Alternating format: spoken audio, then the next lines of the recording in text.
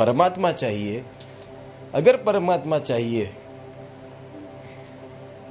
तो परमात्मा एक चीज पसंद करता है जिसको कहा जाता है वफा। अभी भी याद रखता हूं, ये आप किताबों में जो पढ़ते हो ना उसको एक हवा समझते हो, पर यह हवा नहीं है। अगर इन नियमों को लेकर तुम इस जगत में आनंद से चलते हो, अद्वैतता से, जैसे ये परमात्मा का काम नहीं, मेरा काम है। परमात्मा क्यों आएंगे ये काम करने के लिए? वो तो जाननशी है, वो शहंशाह है, उनको यहां कैसे मैं उतारूं इस काम के लिए? ये जब भाव अंदर आएगा तब जाकर ही आप परमात्मा को प्राप्त कर सके, अन्यथा आपको परमात्मा की सिर्फ तस्वीर मिल सकती है, परमात्मा नहीं।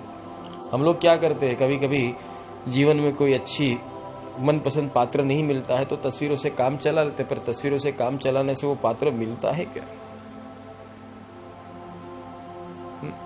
कुछ लोग ये काफी मस्त कलंदर दुनिया में मिल जाते, वो एक्टरों के फोटो लगाते, हीरो हीरोइन के फोटो लगाते हैं।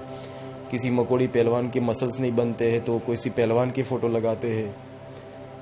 किसी को खूबसूरत बीवी नहीं मिलती है तो वो अच्छे अच्छे मॉडलों के फोटोज लगा देते हैं। क्या करे, काबिलियत नहीं है इनमें, काबिलियत नहीं है पाने की।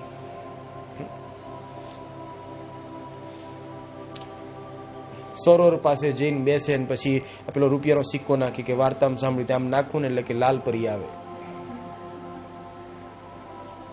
એમ ના આવે। इस तरह से आप करते हुए भागवत पढ़ू, रामायण पढ़ू, गीता पढ़ू, कुरान पढ़ू, बाइबल पढ़ू, इससे भगवान नहीं मिलते। और सबसे बड़ा ताज्जुब है कि ये सब पढ़ने वाले सब है फिर भी बिना भगवान के घूम रहे। क्यों जानते हो? क्योंकि उनका माइंडसेट है, पहला माइंडसेट भगवान कभी किसी को मिलते नहीं है तो भाई झक मारो चौपड़ी वांचे। एक कैसा एक आश्चर्यजनक लगता है, या तो उपहास जैसा लगता है या हास्यास्पद जैसा लगता है।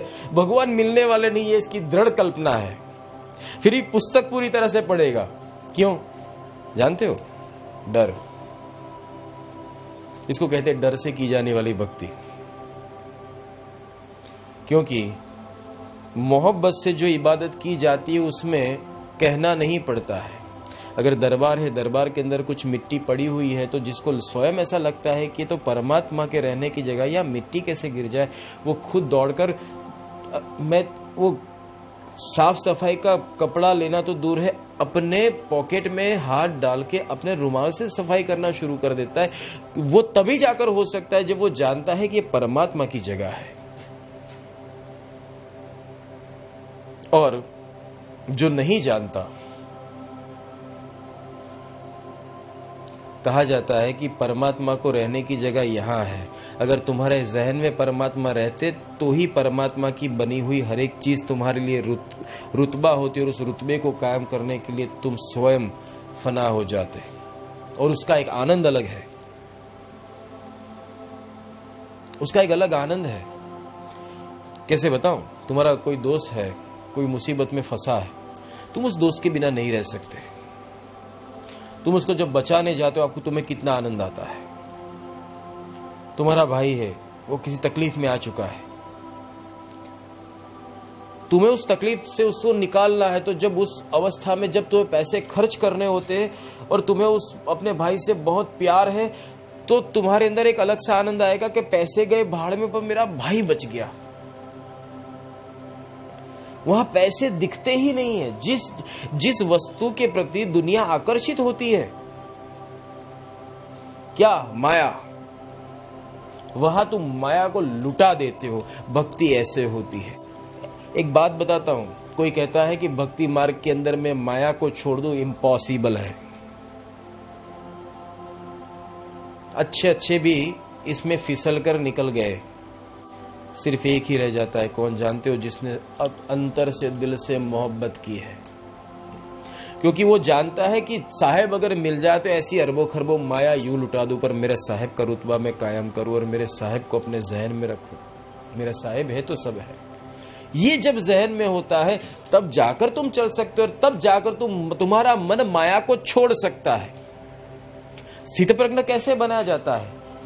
एक और बहुत सारे सुख भी हो, एक और बहुत सारे दुख भी हो, एक और दर्द भी हो, एक और खुशियां भी हो, इससे मतलब नहीं है। क्योंकि सुख या पूर्ण विश्राम वो सिर्फ अगर साहिब से है, तो जिस वस्तु से साहिब न मिले वो वस्तु में कैसे अपनाऊं?